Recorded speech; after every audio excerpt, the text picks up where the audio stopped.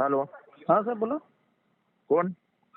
पुजारी अरे मल्लिकार्जुन, तू कुठल्या तरी एका माणसाला ब्लॅकमेल करतोय ते कुठल्या तरी एका पोरीवरनं. तुमच्याकडे आले का साहेब? अरे माझ्याकडे नाही, ते शरद पवार साहेबांनी प्रफुल्ल पटेलकडे गेले. साहेब ब्लॅकमेल करत नाही साहेब, ती मुलगी आपल्याकडे काहीतरी करतो, नको ते उद्योग. मी काय केलं साहेब? मी त्याला थोडी ब्लॅकमेल केलेलं. मालक दिला, टी सिरीजचा मालक आहे तो समोर. हो साहेब माहिती आहे मला. ती मुलगी आत्महत्या करायला गेली होती म्हणून माझ्याकडे. मरू दे तिला.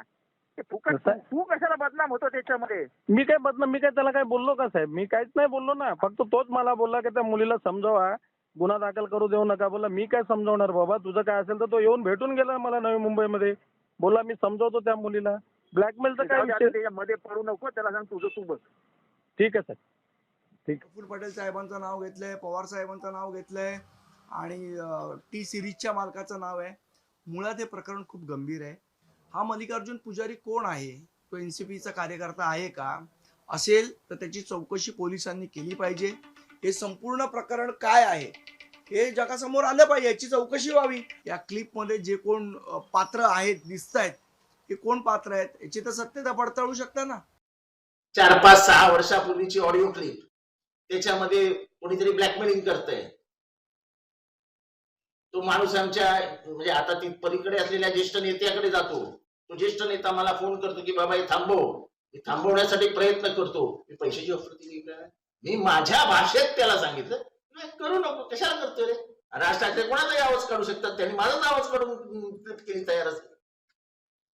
तुम्हाला माहिती आहे किती मोठे मिमिक्री आर्टिस्ट आहेत ते. राज ठाकरे बदलापूरला का नाही गेले आतापर्यंत? आज झाले ना किती दिवस. अशा प्रकरणामध्ये माणुसकीच्या नात्याने 24 तासात पोचायला पाहिजे. मराठी माणसाचा अभिमान असलेले राज ठाकरे यांचा हात त्या पोलीसच्या आईच्या डोक्यावरनं, बापाच्या डोक्यावरनं फिरायला पाहिजे होता की घाबरू नका, मी तुमच्या बरोबर आहे. ऑडिओ क्लिप व्हायरल होते तुमच्या नावाने, कसं बघतं या ठिकाणी? मी पण ऐकली. ही 5-6 वर्षापूर्वीची ऑडिओ क्लिप आहे. फिल्म इंडस्ट्रीतला एक मोठ्या माणसाला काही त्रास दिला जात होता.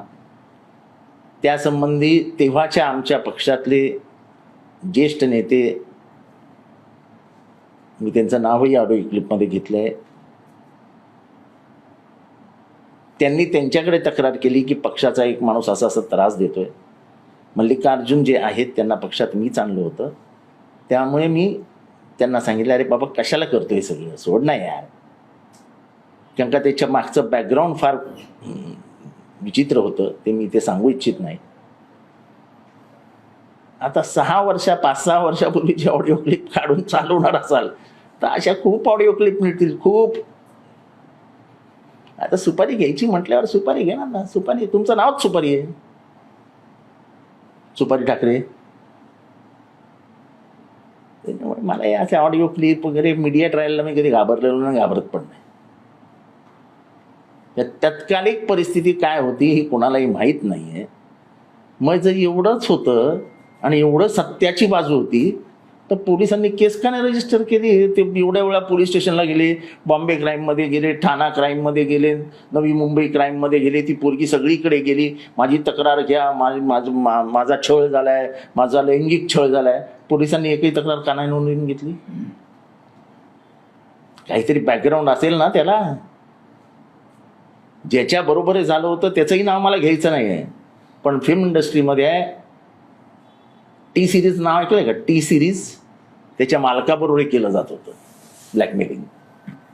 काय वाटतं बदलापूर प्रकरण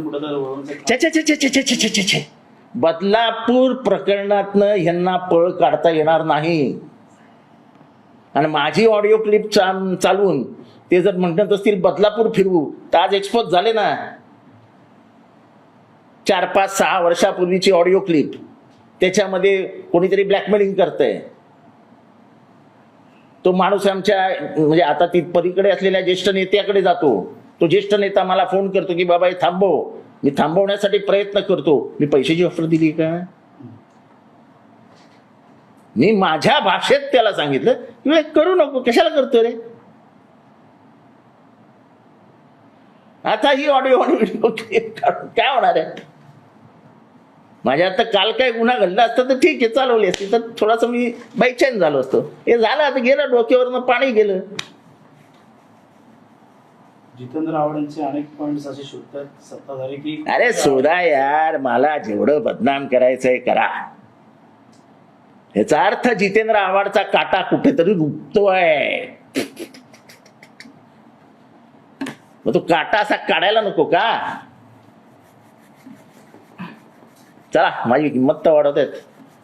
खास करून मनसेकडे आता प्रकरण अरे जाऊ द्या, मनसेकडे जाऊ द्या, नाही कोणाकडे जाऊ द्या. हो, अशी सुपारी उचलणारे खूप असतात जगामध्ये. निवडणुकीच्या पूर्वी हे सर्व अरे सोडावं, निवडणुका नाही असल्या कारणाने काय निवडणुका फिरतात. सर बदलाव राज ठाकरे बदलापूरला का नाही गेले आतापर्यंत? दौरा होता का यांचा? हं? आज आज दौरा जाणार दौरा होता. होता त्यांचा. अहो, आज झाले ना किती दिवस. अशा प्रकरणामध्ये माणुसकीच्या नात्याने 24 तासात पोचायला पाहिजे.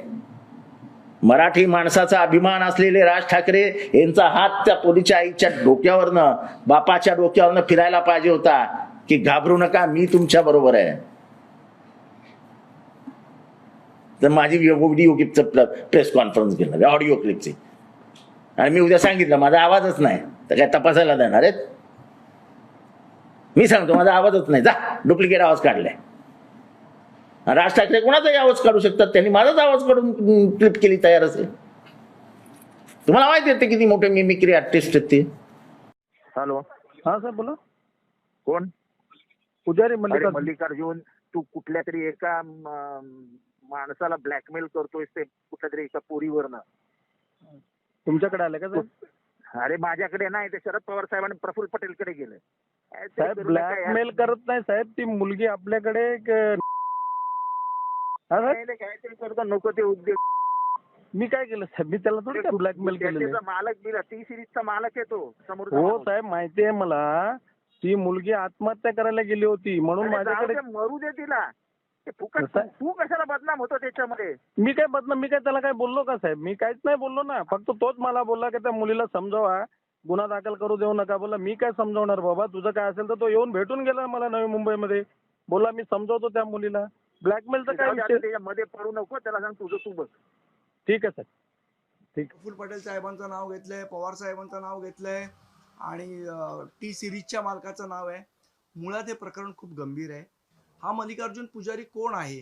तो एनसीपीचा कार्यकर्ता आहे का? असेल तर त्याची चौकशी पोलिसांनी केली पाहिजे. हे संपूर्ण प्रकरण काय आहे हे जगासमोर आलं पाहिजे, याची चौकशी व्हावी. या क्लिपमध्ये जे कोण पात्र आहेत, दिसत आहेत, हे कोण पात्र आहेत याची तर सत्यता पडताळू शकता ना. 4-5-6 वर्षापूर्वीची ऑडिओ क्लिप